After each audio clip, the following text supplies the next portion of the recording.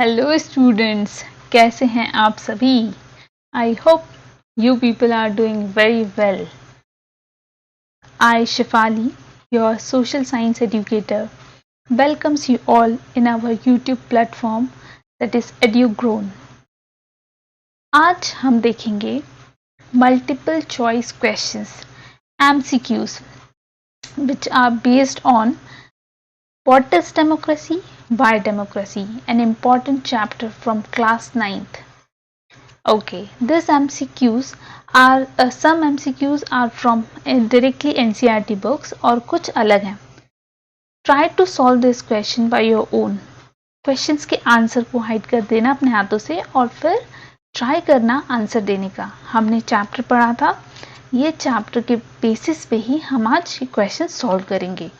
Okay, so are you guys ready? I am तो very excited. चलिए देखते हैं. Let's see first question. First question is, the word democracy comes from the Greek word.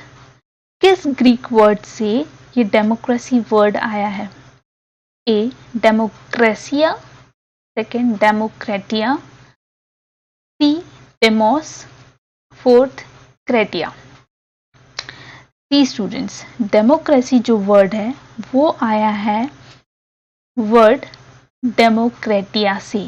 So right answer of this question is B, डेमोक्रेटिया. Where, हम थोड़ा इसका explanation समझते हैं. वेयर ये जो डेमोज वर्ड है, डेमो, इसका मतलब होता है पीपल एंड वेयर इज क्रेटिया का मीनिंग होता है रूल. तो अगर हम दोनों को क्लब करते हैं तो इसका मतलब होता है rule of the people. Clear? So the right answer of this question is B, that is demokratia. ठीक है? Okay, so let's move towards the next question, that is question number 2. Which party always won elections in Mexico? जब हम chapter पढ़ रहे थे उस समय हमने देखा था मैक्सिको सिटी के बारे में, मैक्सिको कंट्री के बारे में, और मैक्सिको को हमने मैप पे भी देखा था. ठीक है? Since it's independence in 1930 until 2000, इसमें बोला गया है मैक्सिको में इंडिपेंडेंस के समय से, दैट इज 1930 से लेकर 2000 तक, ऑलमोस्ट 70 ईयर्स तक कौन सी पार्टी जीतती रही थी. ठीक है? Your options are A. Revolutionary Party, B. Mexican Revolutionary Party, C. Institutional Revolutionary Party, or D. Institutional Party. So the right answer is PRI, that is C option, institutional revolutionary party. वहां पर PRI को opposite में बोला जाता है, that is institutional, फिर revolutionary और party, ऐसे करके. ठीक है? So right answer of this is answer option number C, that is institutional revolutionary party. Okay, अब हम आगे बढ़ते हैं. Question number 3. क्वेश्चन नंबर 3 में है, how many members are elected to the National People's Congress from all over China? National People Congress वहाँ पे होती है, जो चाइना है वहाँ की पार्लियामेंट और संसद को हम कहते हैं नेशनल पीपल्स कांग्रेस. ठीक है? इसमें कितने लोग चाइना से इलेक्ट होते हैं? तो your options are option A 3050, B 3000, C 4000, D 2000. So the right answer of this question is option B, that is 3000. 3000 लोग इलेक्ट होके आते हैं. ठीक है? ओके, अब हम बढ़ते हैं क्वेश्चन नंबर 4 की ओर. In this question it was given, when did Zimbabwe attain independence and from whom? Zimbabwe ने कब इंडिपेंडेंस गेन की और किससे? Your options are A. 1970 from black minority rule, B. 1880 from white minority rule, C. 1980 from Americans, or D. 1980 from white minority rule. Students इस question में बिल्कुल confuse मत होना. You will get confuse between B option और D option. ठीक है. So the right answer of this question is 1980. Zimbabwe ने 1980 में क्या किया था? इंडिपेंडेंस गेन की थी. From home? So from white minority rule. ठीक है. और तब से यहाँ पे एक पार्टी रूल करती थी, दैट इज जानू पीएफ पार्टी. ठीक है. और उसके रूलर थे रॉबर्ट मुगाबे. ठीक है. वहां पे प्रेसिडेंट बने थे. इसकी हमने स्टोरी पढ़ी थी वाइल रीडिंग दिस चैप्टर. ठीक है. So don't get confuse. Question number 5. Question number 5 देखते हैं स्टूडेंट्स. इसमें ये दिया गया है कि हमें इस एक पर्टिकुलर शख्स को पहचानना है. इनके बारे में हमें कुछ इन्फॉर्मेशन दी है. पहले हम उसको पढ़ेंगे और फिर हम देखेंगे कि यार हमने ये चैप्टर में इनके बारे में कहाँ पढ़ा था और ये कौन है. ठीक है. He is the person who overthrew a democratically elected government. ठीक है. And declared himself the chief executive of the country. Later, he changed his designation to president, and in 2002, which president of Pakistan was this? कौन से ये पाकिस्तान के president थे?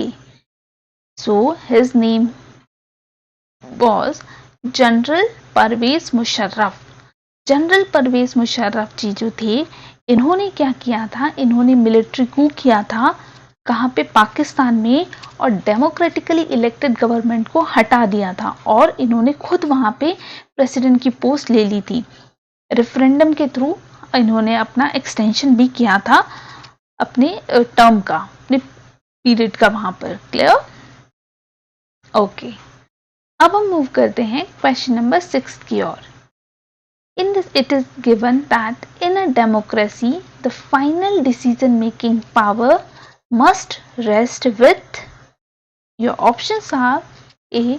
The official hand, B. The monarchs, C. Those elected by the people, or D. None. So, students, क्या हो सकता है इसका आंसर?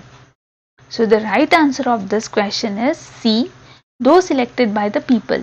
हमने अभी देखा था कि डेमोक्रेसी में क्या होता है. डेमो मीन्स पीपल और क्रेसी मीन्स रूल. तो डेमो और क्रेसी जब हम दोनों को मिला देते तो बनता है रूल ऑफ द पीपल, जिसमें लोग इलेक्ट करते हैं, वही तो डेमोक्रेसी होती है. और उन्हीं के पास फाइनल डिसीजन मेकिंग पावर भी होता है. So right answer of this question is option C. Okay. हम आगे फर्दर मूव करते हैं. Question number 7. क्वेश्चन नंबर 7 में दिया है what is Chinese parliament called. Chinese की पार्लियामेंट को क्या कहते हैं? अभी हमने थोड़ी देर पहले क्वेश्चन में देखा था अबाउट चाइनीज पार्लियामेंट. ठीक है. तो इसको क्या कहते हैं? National People's Congress, B Chinese Communist Party, C the Communist Party of China, और डी पीपल्स कांग्रेस. बच्चों इस चीज में कंफ्यूज मत होना कभी भी between National People's Congress, Chinese Communist Party. ये वहाँ की पार्टी है, जबकि नेशनल पीपल्स कांग्रेस वहाँ की पार्लियामेंट है. Clear? So the answer of this question is A, option A, that is National People's Congress. ठीक है. Question number 7. एस्टोनिया. एस्टोनिया के बारे में हम जब चैप्टर रीड कर रहे थे तब पढ़ा था that Estonia has made its citizenship rule in which a way that people belonging to Russian minority find it difficult to get. Estonia में क्या हुआ था? एस्टोनिया में कुछ वोटिंग राइट्स को डिनाई किया गया था, जैसे कुछ लोगों के बोल सकते हैं हम, जैसे रशियन माइनॉरिटी. रशियन माइनॉरिटी जो एस्टोनिया में आके बसी थी, उन लोगों को क्या नहीं दिया गया था? पहला, economic rights, B the right to vote, C right to women's vote, or D all. So answer of this question is option B, the right to vote. Voting के राइट से वंचित किया गया था किसको? रशियन माइनॉरिटीज को। कहां पर? एस्टोनिया में। ओके,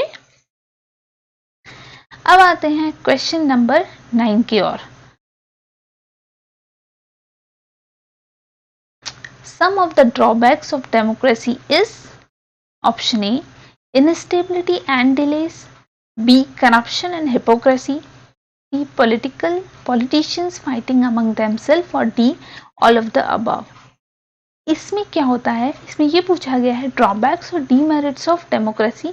तो ये सभी जो हैं वो डीमेरिट्स ही हैं डेमोक्रेसी के, ठीक है। इनस्टेबिलिटी, हर 5 साल में गवर्नमेंट चेंज होती है तो इनस्टेबिलिटी होती है। करप्शन, कोई भी पार्टी जीतने के लिए पैसा देती है लोगों को, फ्री बीस जिसे हम कहते हैं, ठीक है। पॉलिटिकल फाइटिंग अमंग देमसेल्व्स, लोग सिर्फ जीतना चाहते हैं, इसीलिए वहाँ पे क्या होता है, हमारी कंट्री में डेमोक्रेसी में क्या होता है, बहुत ज़्यादा फाइटिंग होती है अमंग देमसेल्व्स, सब जीतने के लिए मनी मसल पावर दिखाते हैं। So the right answer of this question would be all of the above. Clear? Option D. अब हम बढ़ते हैं 10th क्वेश्चन की ओर।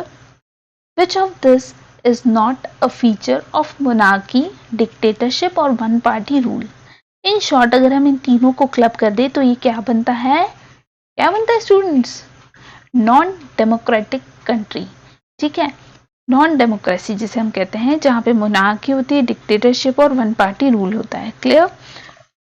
वहां पर क्या फीचर उस चीज का नहीं है? A, censorship of press, B, no opposition party और parties, C, citizen taking part in politics, D, one man rule. So answer would be option C, citizen taking part in politics, ठीक है। इन सब मोनार्की, डिक्टेटरशिप और one party rule में जो citizens होते हैं वो पॉलिटिक्स में पार्टिसिपेट नहीं करते हैं। सिंपल सी बात है, उनको वोटिंग राइट्स तो होते ही नहीं है वहां पे, तो वोटिंग राइट्स होते नहीं है तो वो पार्टिसिपेट भी नहीं कर पाते। Clear? So answer of this question is C. Students याद रखिएगा, be attentive and be conscious when the word not is given. आप इस चीज को हमेशा देखिएगा कि नॉट है या नहीं है, क्या पूछा जा रहा है, प्लीज इस चीज के ऊपर अच्छी तरह से फोकस कीजिएगा। Okay, let's move further. Question number 11।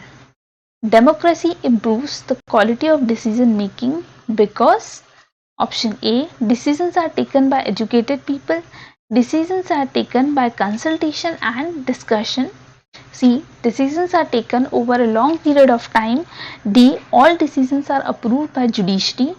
So answer of this question is option B, decisions are taken by consultation and discussion। ठीक है, क्या होता है कि जो डेमोक्रेसी में बहुत सारे लोग इन्वॉल्व रहते हैं डिसीजन मेकिंग में, अपोजिशन पार्टी भी रहती है और बहुत सारे अलग अलग पार्लियामेंट्री कमिटीज और ऐसे बहुत सारे लोग रहते हैं, जिसकी वजह से जो हमारा डिसीजन होता है वो एक बहुत सॉलिड डिसीजन बन के आता है और इररिस्पॉन्सिबल डिसीजन के चांसेस बहुत कम होते हैं।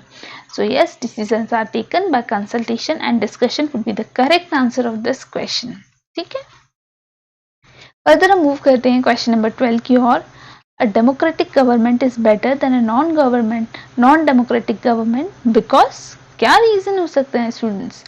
ए, may or may not be accountable, B, it always responds to the need of the people, C, it is more accountable form of government, or D, none of the above।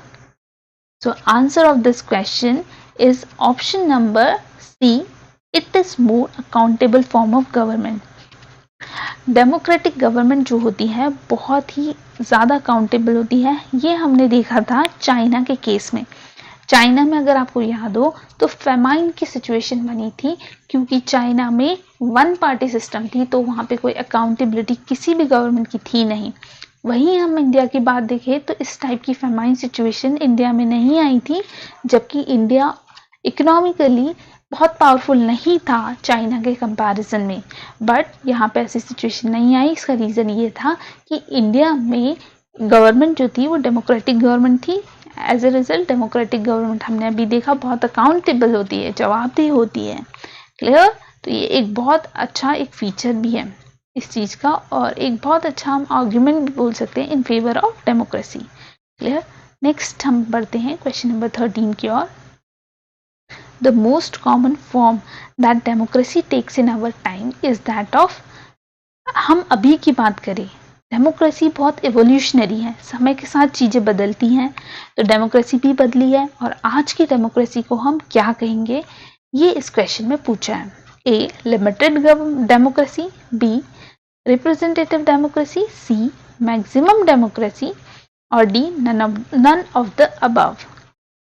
So the answer is representative democracy. Representative democracy क्या होती है students? देखिए, सभी लोग vote देने जाने ही, सभी लोग इलेक्शन में पार्टिसिपेट करते हैं। क्या होता है, हमारी कंट्री जो है उसमें बहुत सारे लोग रहते हैं, ठीक है, बहुत सारी जनसंख्या अगर जाके डिसीजन लेंगी, हर चीज में पार्टिसिपेट करेंगी, तो ये प्रैक्टिकली पॉसिबल नहीं है, ये आप भी जानते हैं। तो हम लोग क्या करते हैं, वोट देते हैं और अपने रिप्रेजेंटेटिव्स चुनते हैं जो हमारी बिहाफ में डिसीजन लेते हैं। इसीलिए इस टाइप की डेमोक्रेसी को क्या कहा जाता है, रिप्रेजेंटेटिव डेमोक्रेसी। ठीक है, ओके। अब हम बढ़ते हैं क्वेश्चन 14 की ओर। It is given that which of this is not a correct argument in favor of the democracy। कौन सा आर्ग्यूमेंट डेमोक्रेसी के अगेंस्ट है, ठीक है, फेवर में नहीं है। याद रखिएगा, be attentive when the word not is given, ठीक है, अच्छे से देखिएगा उसको। Option A, people feel free and equal in a democracy, B democracy resolves conflict in a better way than others, C democratic government is more accountable to the people, और D democracies are more prosperous than other। देखिए, D is the correct answer। क्यों D correct answer है? क्योंकि इसमें बोला गया कौन सा डेमोक्रेसी के फेवर में नहीं है, तो D जो है इसमें बोला गया है कि democracies are more prosperous than other. ये सही नहीं है। ऐसा जरूरी नहीं है कि जिस कंट्री में डेमोक्रेसी हो वो बहुत प्रॉस्परस है। हम एग्जांपल लें अगर इंडिया का, तो इंडिया जो है वो एक डेवलपिंग कंट्री है, बहुत प्रॉस्परस नेशन हम नहीं बोल सकते, डेवलप्ड नेशन हम बोल नहीं सकते हैं। दैट इज वाई ये कहना गलत है कि हर डेमोक्रेटिक कंट्री जो है वो बहुत प्रॉस्परस होती है। तो ये इसके फेवर में आंसर सही नहीं है। Clear? Okay, I hope you understand this question. Next question, question number 15. The most common form that democracy takes in our time is that of D. Answer is B, representative democracy. Clear? अब हम देखते हैं question number 16 को। Question number 16 में दिया गया है, Here are some information about 3 countries। इस क्वेश्चन में 3 countries की जो इंफॉर्मेशन है वो दी गई है। आपको डिफरेंशिएट करना है कि whether that country is democratic और नॉन डेमोक्रेटिक। क्लियर? ओके, हम देखते हैं। सबसे पहले आएगा फर्स्ट ए ऑप्शन। इसमें दिया गया है कंट्री ए के बारे में। कंट्री ए जो है वहाँ पे people who do not accept the country's religion do not have a voting right. जो लोग, कंट्री ए की बात बोली गई है, वहाँ पर जो लोग कंट्री के रिलीजन को एक्सेप्ट नहीं करते उनको राइट टू वोट नहीं है। तो स्टूडेंट्स मुझे बताइए, क्या ये एक डेमोक्रेटिक कंट्री मानी जाएगी? नहीं ना, करेक्ट। ठीक है, country A is non democratic country. Clear? B की बात देखते हैं, तो country B, ruling party has lost in the last 3 election. ये एक बहुत ही अच्छा और थोड़ा सा कॉम्प्लेक्स क्वेश्चन हम बोल सकते हैं इसको, कि ruling party has lost the 3 election, क्या डेमोक्रेटिक है? So yes students, country B एक डेमोक्रेटिक कंट्री है। क्यों है? देखिए, रूलिंग पार्टी मतलब जो अभी करंट में जो गवर्नमेंट बनाई हुई है वो एक रूलिंग पार्टी है। ठीक है, अब वो 3 बार से इलेक्शन लूज कर रही थी, तो ये तो पक्का है किसी से तो वो इलेक्शंस हार रही थी। इसका मतलब वहां पर वन पार्टी सिस्टम तो नहीं है। ठीक है, वन पार्टी सिस्टम नहीं है, इसका मतलब वहां पे कोई ना कोई और पार्टी है। जब कोई ना कोई और पार्टी है तो हमारे पास जो पार्टीज में अल्टरनेटिव्स हैं कि हम किसी न किसी एक पार्टी को चुन सकते हैं, हेंस ये डेमोक्रेटिक कंट्री है। Clear? Third option is there is no independent election commission. कोई भी कॉन्स्टिट्यूशनल बॉडी अगर फ्री नहीं है काम करने में और उसके ऊपर कोई ना कोई डोमिनेट कर रहा है, उस बॉडी को कोई ना कोई डोमिनेट कर रहा है, तो हम ये बोल सकते हैं कि वो कंट्री नॉन डेमोक्रेटिक है। So option C, that is country C is non democratic. Clear? Okay, अब हम बढ़ते हैं क्वेश्चन नंबर 17 की ओर।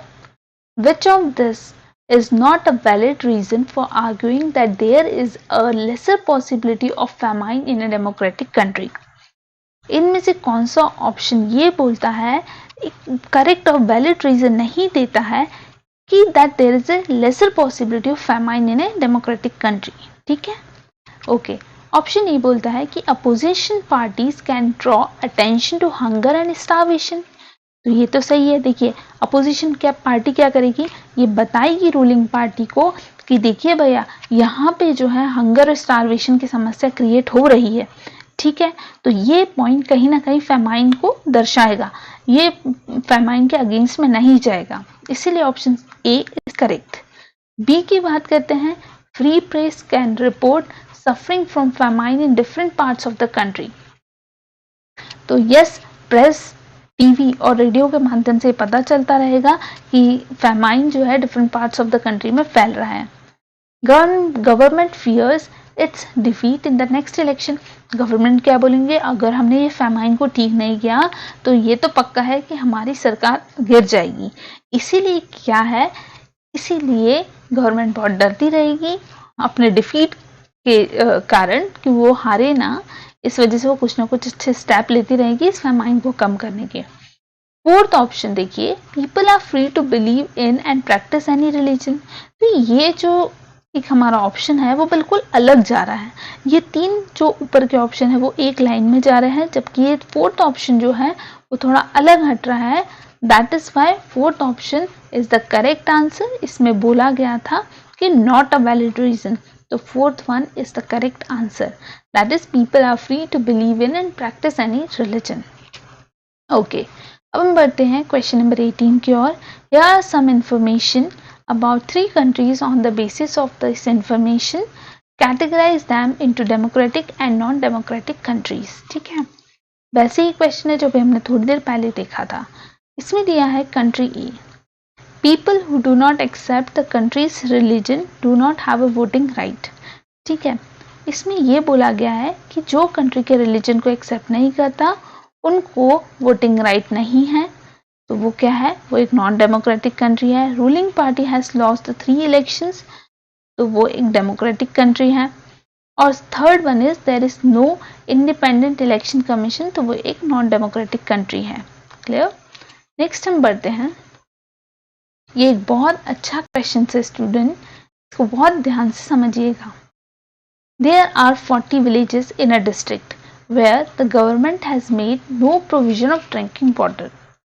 40 गांव हैं एक डिस्ट्रिक्ट में जहां पे गवर्नमेंट ने बोला है कि there is no provision of drinking water. ठीक है, these villagers are met and discussed many methods of forcing the government to respond to their needs. Which of this is not a democratic method? अब क्या होता है कि villagers के लिए पीने के लिए पानी नहीं है। ठीक है, अब वो क्या करते हैं, डिफरेंट मेथड्स का यूज करते हैं। आपको ये बताना है कि क्या ये डेमोक्रेटिक मेथड हैं या नहीं है। सबसे पहले देखते हैं A, filing a case in court claiming that water is a part of the right to life. ये विलेजर्स क्या करते हैं, कोर्ट में जाके केस लगाते हैं और बोलते हैं कि हमें वाटर नहीं मिल रहा है और पानी पीना तो स्टूडेंट्स बहुत जरूरी है, which is a part of right to life. Right to life article 19 में भी हमारे कॉन्स्टिट्यूशन में दिया गया है, सॉरी आर्टिकल 21 में दिया गया है। ठीक है, तो ये तो बहुत इंपॉर्टेंट है। सो यस, ये डेमोक्रेटिक मेथड तो है ही है। अब नेक्स्ट आता है, हमें बताना है कि कौन सी नॉन डेमोक्रेटिक मेथड है। याद रखिएगा, ठीक है। बी ऑप्शन है boycotting the next election. to give a message to all the parties. तो जब भी कभी हमें कोई चीज़ नहीं मिलती है या कुछ प्रॉब्लम होती है तो हम डेमोक्रेटिक कंट्री में जो लोग होते हैं वो पीसफुली या पीसफुली हम बोल सकते हैं कि प्रोटेस्ट कर सकते हैं और वो बॉयकॉट भी कर सकते हैं इलेक्शन को, जिससे गवर्नमेंट में एक फियर बना रहेगा कि नहीं हमें लोगों के लिए अच्छा काम करना है। सो ये एक डेमोक्रेटिक वे है स्टूडेंट्स, याद रखिएगा। सी हम बात करते हैं organising public meeting against government policies. देखिए पब्लिक मीटिंग गवर्नमेंट पॉलिसीज के खिलाफ की जा सकती है बट वो पीसफुली हो तो ज्यादा बेटर होती है। तो यस ये डेमोक्रेटिक वे है। Option D paying money to the government official to get water. ना ना ना स्टूडेंट्स ये गलत है, ये एक करप्शन का वे हो जाएगा। ठीक है, इसमें क्या होगा, करप्शन दिखेगा और करप्शन इंक्रीज होगा अगर हम गवर्नमेंट ऑफिशियल्स को पानी के लिए पैसे देंगे तो। ठीक है, सो ये रहा इसका एक्सप्लेनेशन। अगर आप चाहते हैं तो please go through with this. Okay, next is question number 20। Consider the following facts about the country and decide if you would call it a democracy. Give reason to support your decision. Option A. All the citizens of the country have right to vote. Elections held regularly. ठीक है, हमें क्या बताना है, कुछ facts को consider करना है और ये बताना है कि क्या हम इसे डेमोक्रेसी कह सकते हैं। तो पहले ऑप्शन में ये बोला था कि सिटीजन्स को राइट टू वोट है और इस कंट्री में इलेक्शंस भी होते हैं रेगुलरली। तो हाँ ये तो बहुत अच्छी बात है, ये तो बहुत सही है, ये तो बिल्कुल डेमोक्रेसी की ओर है। सुनिए स्टूडेंट्स आगे सुनिए, ये तो सही है। सेकेंड है the country took loan from international agencies and one of the condition for giving loan was that the government would reduce its expenses on education and health. इसका मतलब है कि कंट्री ने लोन लिया है इंटरनेशनल एजेंसी से और एक कंडीशन पे लोन दिया गया था कि गवर्नमेंट नेक्स्ट बजट में जो अपने एक्सपेंसेस है एजुकेशन और हेल्थ के उसको कम कर देगी। ठीक है, ये है। तो भाई लोगों के पास तो फिर पैसों की कमी आ जाएगी, इकोनॉमिक सैंक्शन लग जाएंगे। तो क्या ये डेमोक्रेसी है इस कंट्री में? इस पॉइंट से तो नहीं लग रही है। देखते हैं, रुकिए ठंड पाइए, अभी अपन सी ऑप्शन से देखते हैं। People speak more than 7 languages but education is available only in 1 language, the language spoken by 52% people of the country. इसका मतलब है कंट्री में 7 लैंग्वेजेस चलती है लेकिन सिर्फ एक ही लैंग्वेज जिसको 52% लोग बोलते हैं उसी लैंग्वेज में एजुकेशन दिया जाता है। तो भाई 48% जो दूसरी लैंग्वेजेस बोलते हैं उनका क्या, उनको तो बहुत प्रॉब्लम आती होगी। तो इज दिस अ डेमोक्रेटिक वे? हमें नहीं लगता है। आगे और देखते हैं, ऑप्शन डी को देखते हैं। Several organizations have given a call for peaceful demonstration and nationwide strikes in the country to oppose these policies. Government has arrested these leaders. जो लोगों ने इन पॉलिसीज के खिलाफ बोलना चाहा या प्रोटेस्ट किया, नेशन वाइड स्ट्राइक की, उन लोगों को गवर्नमेंट ने अरेस्ट कर दिया। तो यहाँ पर तो आप राइट टू फ्रीडम इनसे छीन रहे हैं। पीसफुल डेमोन्स्ट्रेशन का हमने अभी देखा था कि ये भी डेमोक्रेटिक वे है, ये इनसे छीना जा रहा है। तो क्या डेमोक्रेटिक वे है? नहीं स्टूडेंट्स। आगे हम देखते हैं, the government owns the radio and television in the country. All the newspaper have to give permission from the government to publish any news about government policies and protests. क्या होता है, government के खिलाफ जो भी बोलता है गवर्नमेंट उसको बोलने नहीं देती, या तो रेडियो और टेलीविजन को खरीद लेती है, तो और जो पब्लिश भी नहीं करने देती है न्यूज़ गवर्नमेंट के खिलाफ। तो क्या है डेमोक्रेटिक वे है? नहीं है। तो ओवरऑल हम देखेंगे the country is not a democracy and the people have the right to vote but they do not have the right to free speech and demonstration. The country is also under economic sanction, which means that the people cannot take their own economic decision. The government censorship of the media prevents the public from voicing its opinion. Okay, so students ये थे हमारे कुछ 20 चुनिंदा MCQs. I hope you enjoyed this session. So thank you so much for lending your ears. Bye bye.